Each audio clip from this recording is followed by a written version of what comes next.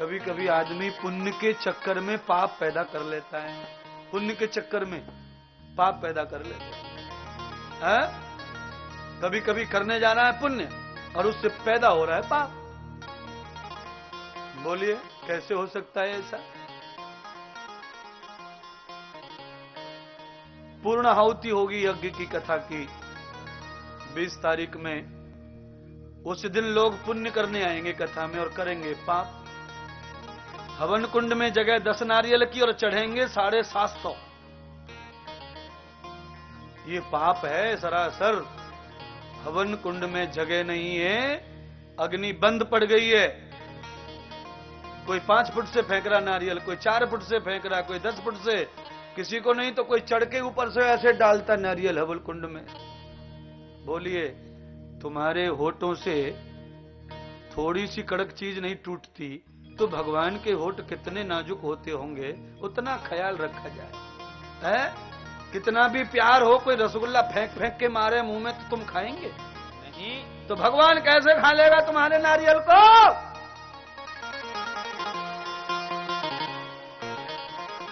सुनो, पंडित जी बोलते हैं ओम अग्नये स्वाहा, और जितने भीड़ भाड़ में जो कुछ बैठे हैं कुछ खड़े हैं पूर्णाहुति में ऐसे सामग्री लेते ऐसे फेंक के मारते जैसे रावण बैठा वन कुंड में, माथा फोड़ दूंगा छोड़ूंगा नहीं। और हाथ में है क्या? हाथ में काजू है, बादाम है, वगैरह वगैरह अच्छी वस्तु है, पर चढ़ाने का प्रयोग अच्छा नहीं है। प्यार तो करो। सुनिए 6 महीने के बच्चे को कैसे पिलाते दूध, ऐसे भगवान को खिलाओ तो परिणाम आ जाएंगे शाम को ही।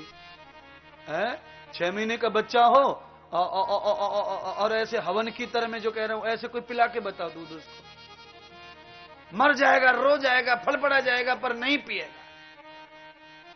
कितना प्यार से आंचल मुंह में मां रखती है महाराज।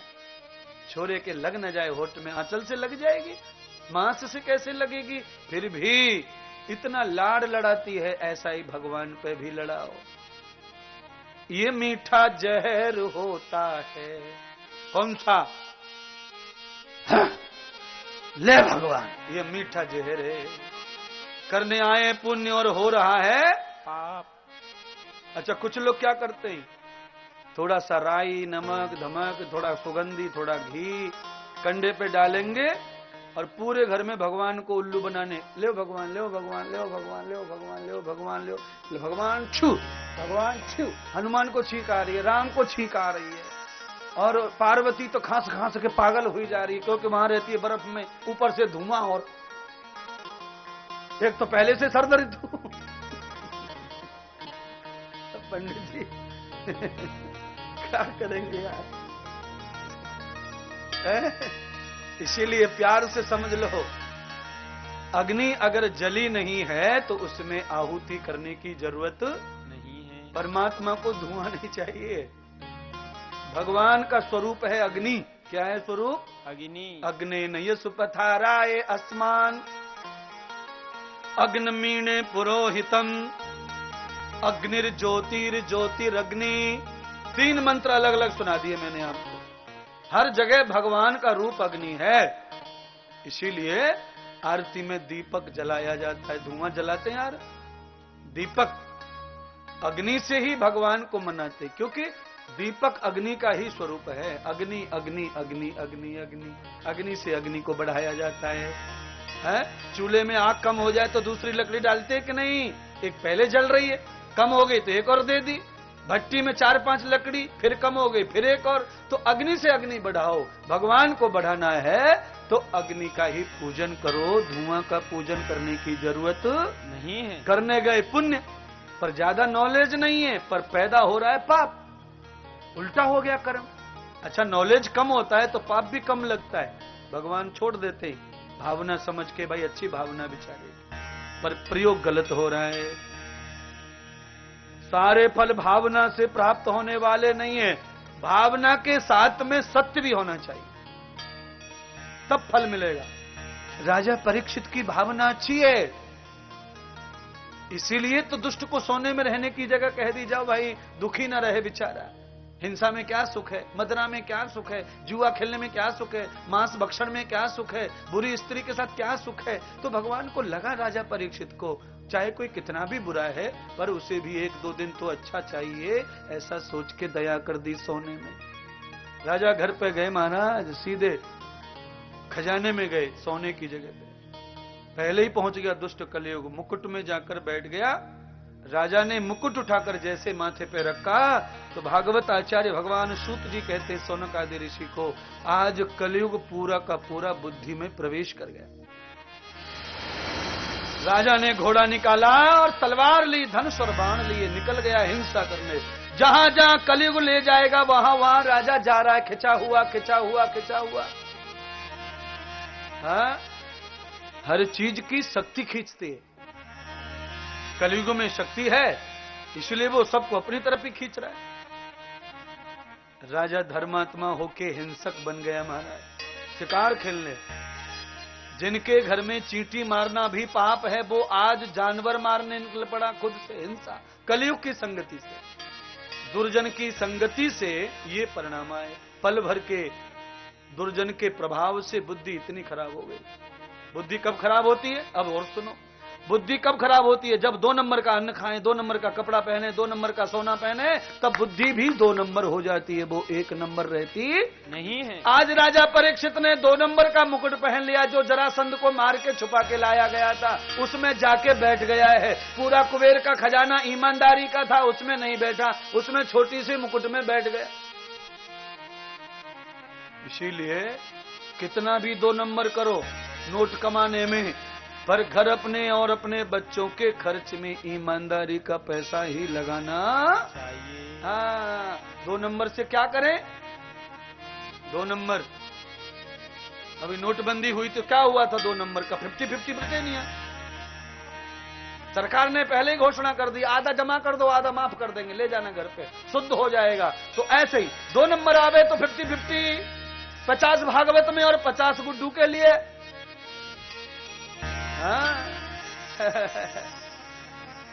नहीं करेंगे, पर तुम नहीं करेंगे तो हम कौन सा ठेका ले लिया है तुम्हारे सुख का? भगवान कह रहे नहीं करेगा तो जो तू करेगा वही तू करेगा। हम क्या करें? भगवान तो उपदेश दे सकते हैं। भगवान गीता का ज्ञान लेके आए थे। भगवान जब दुनिया छोड़ के गए तो भगवान का गीता का ज्ञान उनके नातू पोतू ने नहीं माना, तो भगवान समझ गए। सारी दुनिया क्या कहती है, अरे वो तो भगवान है यार, उनकी बराबरी अपन कहां करेंगे? भगवान की बात भगवान की है, वो तो कुछ भी बोल के जाएंगे तो अपन मानेंगे। भगवान की बात मान के अपन कहां इंसान लोग भगवान का करेंगे? वो कितने बड़े होते हैं बाबा, उनके हाथ में सब होता है बाबा। तो भगवान ने कहा यार इन्होंने तो ऐसा बड़ा बड़ा बोल के हमारा सब छोड़ दिया, कुछ भी यूज नहीं किया, बर्बाद हो गए भगवान के नत्तू पत्तू। तब भगवान ने निश्चय किया कि अब हमें आचार्य बन के जाना चाहिए। तब भगवान राम रामानंदाचार्य बन के आए कलयुग में। है रामानंदाचार्य बन के आए। भगवान को विश्वास हो गया था इस देश के, इस विश्व के लोग आचार्यों की बात को बड़ा मानते हैं, आचार्य जो कहें वो, तो भगवान आचार्य बन के भी आ गए। राम नंदाचार्य, राम ने रामानंदाचार्य का जन्म लिया। राम अनुजाचार्य, राम के अनुज लक्ष्मण जी रामानुजाचार्य बन के आए। दोनों भाइयों ने आचार्य बन के उपदेश दिया, सारे जगत ने सुना। आज रामानंदाचार्य रामानुजाचार्य हैं, इसीलिए हिंदू है, इसीलिए मूर्ति है, इसीलिए मंदिर है। नहीं तो सारा देश बौद्ध बन गया होता, पूरा का पूरा बौद्ध धर्म का प्रचार था उस समय। रामानंदाचार्य रामानुजाचार्य, बोलिए दोनों आचार्यों की जय। भगवान आचार्य बन के आते महाराज, तब समाज समझता है, भगवान की बात नहीं सुनता कोई। इतनी लाखों की भीड़ में केवल कृष्ण अर्जुन को सुनाते, बाकी सारे बहरे थे क्या? सुना नहीं, सबने टाल, अरे वो भगवान है, उनकी बराबरी अपन क्या करेंगे, छोड़ो छोड़ो, उनकी बात में नहीं पड़ते। ऐसे ही लोग हमें भी बोलते कभी, गुरुजी आप गुरुजी हैं, हम कहां संसारी हैं, ऐसा कभी सोचना नहीं। जो जाने सो हो जाई, गुरुजी को जान लो गुरुजी हो जाएंगे, भगवान को जान लो भगवान हो जाएंगे, जान लेंगे तो सब हो जाएंगे महाराज। बोलिए ना, एमबीबीएस कोई पढ़ के आवे, उसे कोई एग्रीकल्चर में नौकरी देगा? पढ़ा है डॉक्टरी और एमबीबीएस का, क्या जरूरत है एग्रीकल्चर में? एग्रीकल्चर में डिप्लोमा लेके आवे और कोई डॉक्टर डॉक्टर चिल्लावे, काहे को डॉक्टर बनेगा? वो है डॉक्टरी अपने विभाग का। राजा परीक्षित ने सर्वत्र जंगल छान मारा, पर राजा को शिकार करने का अवसर नहीं आया। तत्रम तत्रम यथा भ्रमतो गच्छामि पदई पदई। राजा यहां वहां जहां तहां हिरण को मार रहे, कभी शेर को मार रहे, कभी बाघ मार रहे, कभी कुछ मार रहे, पर आज दिन भर बाण चलाए पर कोई जानवर शिकार नहीं हुआ। राजा थक गए, व्याकुल हो गए राजा परीक्षित। एक तो पहली बार शिकार करने आया और फेल हो जाए तो आदमी डबल मर जाता है। आदमी जिस काम के लिए आया वो काम बन जाए तो आदमी थका हुआ भी जवान हो जाता है। एक तो दिन भर हो गया लाइन में लग के और बाद में दर्शन भी मिले नहीं महात्मा का, तो आदमी अंदर से टूट जाता है महाराज। तम पुरुषम गति भूतश्च, भूत माने आत्मा, जीव, प्राणियों की गति कैसे होती है। राजा परीक्षित ने दिन भर शिकार खेला, नहीं मिला शिकार। संध्या काल हुआ, सूर्य छुप गया, रात्रि होने लगी, राजा को भी थकान आ गई। अब राजा ने घोड़े को दौड़ाना बंद कर दिया। रात में घोड़ा दौड़े कैसे, कुछ दिख ही नहीं रहा, तो राजा पैदल पैदल हो गए, घोड़ा छोड़ दिया। राजा को पैदल चले तो और प्यास लगने लग गई। अब पानी होना, अब जंगल में पानी की सुविधा थी नहीं। इसका मतलब ये है, सीधा सीधा कथा बाद में कहेंगे, पहले परिणाम बताते हैं। जो दूसरों को मारने के लिए दिन भर ताकत दिखाता है, उसकी मौत पे कोई पानी भी बरसाने वाला रहता नहीं है, पानी देने वाला नहीं रहता है। शमशान में पानी देते कि नहीं, कंधे पर रख के मटका घुमाते और फोड़ते, इसको पानी देना बोलते। संचिता, दादाजी आप जाए, आप चले गए कोई बात नहीं है, पर आप जो फुलवाड़ी लगा के गए हैं, मैं कंधे पर जिम्मेदारी ले रहा हूं और मैं पानी देता रहूंगा। इसका मतलब ये रहता है, ये घूम के मटका फोड़ते हैं, ये पहली बार सीखने को मिला होगा तुमको। मतलब क्या है इसका, पानी फोड़ने का है? तुम्हारी जिम्मेदारियों को मैं सींचूंगा, इसका मतलब वो है, वही आग लगाता है, वही जिम्मेदार, वही मालिक बनता है और वही पगड़ी पहनता है, वही राजा बनता है घर का बड़ा। हर चीज का मीनिंग है, कोई समझे तब ना। खोपड़ी मुड़वा लेंगे, सफेद धोती पहन लेंगे और पानी का मटका फोड़ के स्वाहा दादाजी, लेना न देना, उन्हें कुछ पता नहीं है पानी का क्या मतलब है। दादाजी को जला के आए, जिम्मेदारी लेके आए, दादाजी तुम्हारे सब बगीचों में मैं पानी दूंगा, और शाम को पता चला कि आज पानी लिया ही नहीं, ठर्रा ही पी गया। दादाजी को देख के आगे, इसलिए बचा ही नहीं पानी, सूखा पैक मार रहा दादाजी के गम में। पानी पानी तो दादाजी को दिया है ना, फिर काहे को देगा? कितनी परेशानी मेरी बहन है, बहुत परेशानी का कारण है ये पीना। बुद्धि अच्छी नहीं रहती इससे, आदमी में जान नहीं बचती, पैर काम नहीं करते, आदमी टेढ़ा लड़खड़ाने लगता है। बोलो, जिससे शरीर समाप्त हो जाता है पी के, वो क्या भला करेगा? आदमी बैलेंस छोड़ देता है। क्यों छोड़ देता है? क्योंकि लीवर और मस्तिष्क दो जगह काम करती है शराब, अल्कोहल। मस्तिष्क को जीरो बना देती है, शून्य, और जिसका मस्तिष्क शून्य हो जाता है, खून की चाल रुक जाती है मदना पीने से, इसीलिए पैर काम नहीं करते फिर शराबी के। पैर तभी कमजोर पड़ते हैं जब छोटे माथे से खून लौट के पैरों को नहीं मिले, तब पैर नो ब्रेक हो जाते हैं, लूज हो जाते हैं, रीढ़ की हड्डी से संपर्क टूट जाता है अल्कोहल की वजह से। क्या है उसमें, क्यों पीते भाई?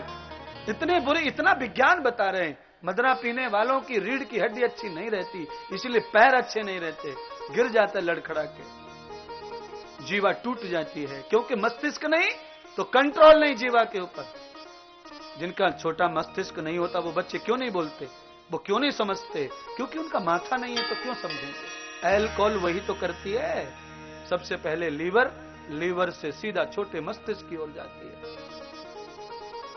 और ध्यान रखना, हाथ पैर कमजोर रहे तो चलेगा, मस्तिष्क अच्छा रहा तो आदमी कभी बूढ़ा होता नहीं है। आदमी मस्तिष्क कमजोर होने से बूढ़ा हो जाता है। मस्तिष्क थक जाए, सोचना समझना ठीक न करे, तो आदमी बूढ़ा होता चला जाता है, असमर्थ हो जाता है। राजा परीक्षित ने दुहाई लगाई, कोई बचा लो, कोई पानी पिलाओ। अग्रे तदम दर्शनम प्रियात्मनम गति भूतच्च संतः। जैसे ही आगे बढ़ते गए, एक संत की कुटिया पड़ी और वहां जाके दरवाजा खटखटाया। संत कौन थे? हजारों वर्षों से तप कर रहे थे, पूरे शरीर को दीमक ने घेर रखा था, जो संसार में न सुनते न देखते, सब शरीर ढक गया उनका मिट्टी से, मिट्टी हो गया तन बदन। उसको आवाज लगा रहे, बाबा चेतन है। बाबा ए महात्मा जी पानी पिलाओ, मैं प्यासा हूं। अरे मैं हस्तनापुर राजा हूं, चक्रवर्ती सम्राट हूं, पांडवों की संतान हूं, मुझे पानी पिलाओ। अच्छा, कभी कभी आदमी अपना काम बनाने के लिए परिचय बड़ा ऊंचा बताता है कुछ नहीं, रिक्शा चलाता है, पर वो क्या कहता, मैं फलाने एमएलए का मौसी का छोरा हूं। वो विधायक जी, अरे वो तो मेरे मौसी के लड़का है। ले जी, लेना न देना, काम बनाने के लिए है ये हाल। राजा भी चतुर, राजा ने भी कहा, मैं हस्तनापुर नरेश, मैं पांडवों का वंशज, चक्रवर्ती सम्राट। महात्मा के पास में केवल भगत बन के जाओगे तो सब मिलेगा, और कुछ कुछ बन के गए तो कुछ नहीं मिलेगा। ये कथा बता रही है। अच्छा, मेरे पास में तो तुम कुछ भी आओ बन के, मैं नाराज नहीं रखता, पर मैं जो बहुत बड़े महात्मा है उनकी, मैं तो बहुत छोटा हूं, मैं तो झेल लेता हूं, कोई भी जो बन के आओ। पर झोली खाली लाया हूं तो झोली भर के जाऊंगा, है? बोलिए ना, पहले से टमाटर भरे झोली में तो फिर सोने के गुटके कहां से मिलेंगे? इसीलिए खाली होके जाओ। राजा भर के गया, क्रोध में, ईर्ष्या में, भूख में, प्यास में, न जाने क्या क्या भर के ले गया है। बाद में गिड़गिड़ाया, फिर सुना नहीं तो क्रोध में आ गया, हिंसा में आ गया। मरा हुआ सांप झाड़ी में देखा, उठा लिया और महात्मा के गले में अपमान के लिए पहना दिया। क्रोध में, हिंसा में और स्वार्थ में आदमी क्या करता है? यही तो करता है जो राजा ने किया, मरा हुआ सांप डाल दिया। क्या कर लेगा ये मरा हुआ सांप? कुछ नहीं। पर क्रोध में आदमी विवेकहीन हो जाता है, उन्हें ज्ञान ही नहीं रहा कि सांप जिंदा खतरनाक है, मरा कुछ नहीं करता, पर क्रोध, विवेक खत्म हो गया। इसलिए जिनमें विवेक नहीं होता वो दूसरों के घर में नींबू संतरा फेंकते बैठते हैं, क्योंकि वो मूर्ख हो गए। क्या हो गए? मूर्ख, अज्ञान। अच्छा, फेंक किस लिए रहे? खाने पीने की कमी, इसलिए दूसरे को बर्बाद करना चाहते हैं। मैं भूखा तो तू भी भूखा, मेरा घर कच्चा तो तेरा भी पक्का नहीं होने दूंगा, ले नींबू। प्यास और भूख में ही बुराई पैदा होती है, चोरी पैदा होती है, हिंसा पैदा होती है। मरता क्या नहीं करता। आदमी दुखी है तो करता है ऐसे आडंबर, सहारा ढूंढता है, पर सहारा सहारे से ही मिलेगा। सहारा सहारे से मिलेगा। है डूबते वाला तो तिनके को भी सहारा समझता है नदी में, पर तिनका तो हाथ मारते से नीचे आ जाता है पानी में, वो कैसे बचाए? इसीलिए किसी बड़े से पेड़ की जड़ हाथ आनी चाहिए, जो डूबने से बचाए, तैरने से बचाए। जड़ देखो, कोई मूल देखो, कोई ऐसा देखो जो टूटे ना, उखड़े ना। डालियां पकड़ ली टूट जाती, डालियां पकड़ ली टूट जाती। मूल पकड़ो। मूल क्या है? मूल क्या है? सब दुनिया का मूल क्या है? भगवान महर्षि दयानंद लिखते हैं, सब दुनिया का मूल आदि परमेश्वर है। सारे जगत का मूल कौन है? परमेश्वर। पकड़ो ना फिर परमेश्वर को। जैसे ही सांप डाला, धरती हिलने लगी भाई साहब, बिना मतलब बादल गरजने लगे, बिजलियां तड़कने लगी। इसीलिए तो लोग कहते हैं, अरे यार क्यों बादल फाड़ रहा है तू बिना वजह के? बिना कारण बादल फटने लगे, पानी बरसने लगा। कभी समंत ऋषि के पुत्र संगी ने देखा, आज ये अचानक इतना आतंक कैसे प्रकृति में, आपस में प्रकृति कैसे लड़ रही है, एक दूसरे से टकरा के आग बरस रही विनाश के लिए। ये कब हुआ, क्यों हुआ? तो कहा जब पाप बढ़ता है, जब संतों के ऊपर अन्याय बढ़ता है, तो ऐसे ही आतंक होता है प्रकृति का। गतम भूतम दर्शनम प्रियात्मनम सिद्धि। जिन्हें बड़े बड़े तीर्थ हम कहते हैं, उनमें दो का तो विनाश भगवान ने करके दिखाया, झटका। दिखाया कि नहीं केदारनाथ का और नेपाल के पशुपतिनाथ का? क्या हुआ? जब ऐसे पाखंडी पहुंच जाएंगे तो हर जगह विनाश ही आएगा। कोई तीर्थ कब तक तारेगा तारेगा तारेगा तारेगा तारेगा तारेगा? कभी तीर्थ को भी तारने वाले भक्त चाहिए। ध्यान कर लो, जिनसे हमेशा लेना है, कभी कभी उन्हें भी देना चाहिए। हाँ? अरे महापुरुष घर पे आए, उनका दिव्य सम्मान करो, उनसे आशीर्वाद चाहिए तो आप उनको कुछ दो तो सही, कुछ कृपा तो लो उनसे। खाली दे दो दे दो दे दो, कैसे दे दे, कब तक दे दे? अरे बादल फट गए, भगवान ज्यों की त्यों रह गया केदारनाथ में। भगवान को मानने वाले गए, सभा हो गए, क्योंकि भगवान को मानने वाले थे ही नहीं, वो भिखारी थे मांगने वाले। पाप छोड़ के आएंगे, पुण्य लेके आएंगे, पाप छोड़ के आएंगे। अरे पाप छोड़ने किसी तीर्थ में मत जाना प्यारे भक्तों। जब भी तीर्थ में जाना, जब भी कथा में जाना, तो तीर्थ में पुण्य कमाने के लिए जाओ, पुण्य छोड़ने, पाप छोड़ने मत जाओ। पुण्य कमा के लाओ, छोड़ो कुछ मत, पुण्य करके आओ। वहां पुण्य करने के लिए तीर्थ बनाए, कथा तिन्य काय के लिए कथा है, क्यों कथा है, क्यों पंडाल है? पुण्य करो पुण्य करो पुण्य करो। कैसे पुण्य करें? है? किसी की चप्पल बदल के पहन के जाओगे, उससे पुण्य होएगा? है? सुतली से बंधी हुई लाए चप्पल, छोड़ दी और टनाटन। भगवान बड़े प्रसन्न हो गए, हमें तो पहले दिन की कथा में फल मिल गया, घिसी घिसाई गई और नहीं आए, और क्या होना फल? है? ये फल है? अरे बाबड़ो, ये फल नहीं है, ये तो 4 दिन की चांदनी। जैसे घिसी छोड़ के गई हैं, वैसे ये भी एक दिन घिस जाएंगी, ये भी नहीं रहने वाली नहीं है। पाप की कमाई है ये, धोखे धड़के से है, ज्यादा दिन ये सुख चलने वाला नहीं, क्षणिक है ये। चोरी चंगोरी छल कपट का भेदभाव का सुख थोड़े दिन रहता, ज्यादा दिन नहीं रह सकता। राजा परीक्षित को श्राप दे दिया है, राजन तुम सम्राट होंगे, चक्रवर्ती होंगे, पर तुमने एक महान तपस्वी योगी का अपमान किया है, मरा हुआ सर्प डाल के। तुम्हारा कर्म ही तुम्हारा काल बनेगा, तुम्हारे कर्म से ही तुम्हें मृत्यु आएगी। आज से 7वें दिन यही सर्प जिंदा हो जाएगा और तुम्हारा काल बन जाएगा। राजा तड़पने लगे, व्याकुल हो गए, क्योंकि जिसने श्राप दिया था वो महात्मा बहुत ही नामी ग्रामी थे। सरंगी, श्रुतम श्रुति यथम गति। सरंगी कौन है? सरंगी वो हैं जो भगवान को किसी के भी घर में प्रकट कर सकते हैं, इतना तप था उनका। राजा दशरथ के घर में राम को प्रकट करने वाले राजा दशरथ कौशल्या नहीं है, ये सरंगी ऋषि हैं।